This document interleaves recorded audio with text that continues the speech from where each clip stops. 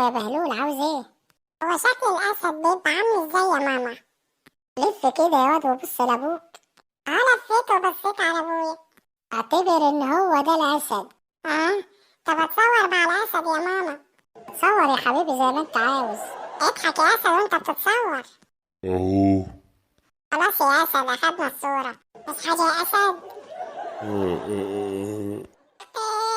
خوفت الواد يا حاج. يوه.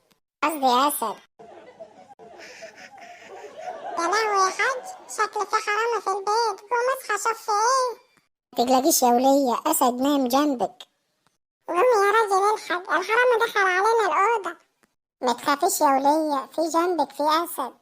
الحق يا راجل، ده الحرامي شالني من على السرير. متخافيش يا ولية، أكيد عارف إنك انت متجوزة أسد.